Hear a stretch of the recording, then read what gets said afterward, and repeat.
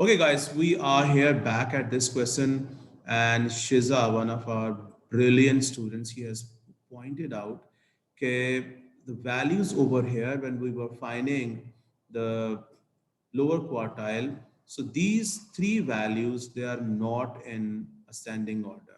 Okay, so we had found the lower quartile to be at the position between 8th and ninth value.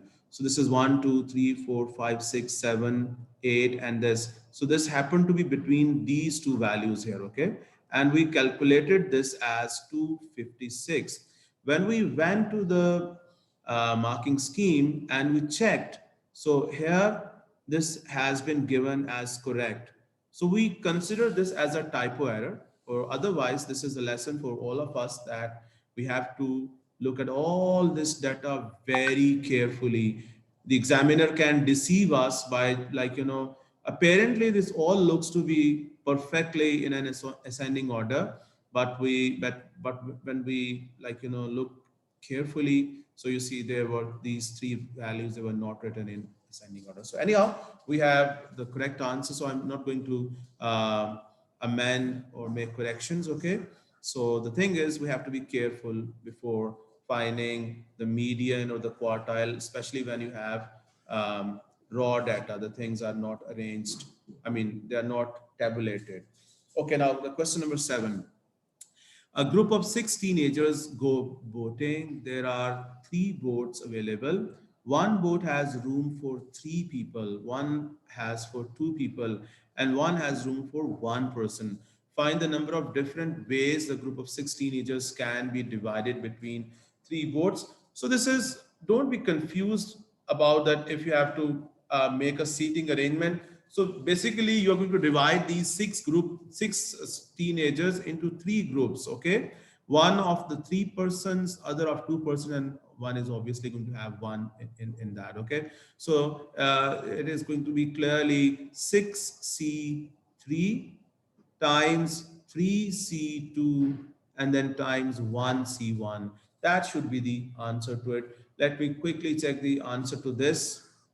And this is going to be where it is. Yeah, this is 6C3, 3C2 times 3C1. Okay, so this is your first part done. B part. Now it says find the number of, let me clear this first, then I start reading it. Find the number of different 7-digit numbers which can be formed from the 7 digits. This in each of the following cases. The odd digits are together and the even digits are together. Okay. So again, there are two sets. We're going to keep the odd digits together, the even digits together. So how many odd digits do we have? This is 1, 2, 3, 4. There are 4 odd digits and the remaining 3 are even. So this is going to be, there are going to be 2 boxes, okay? This is for, let's say this is for the odd ones, and then you have for the even ones here, okay? So first of all, you will have 2 factorial for them. And then you have 4 factorial over how many of them are same? There are 3 sevens times 3 factorial, and how many of them are same? There are 2 2's. So this should give you the number of 7-digit numbers where odd digits are together and the even digits are together. Let's find this quickly. Is that 24? I have just calculated this mentally. Let me check the answer quickly. Where it is. Yeah, that is 24. 7B1, we have 24, the right answer.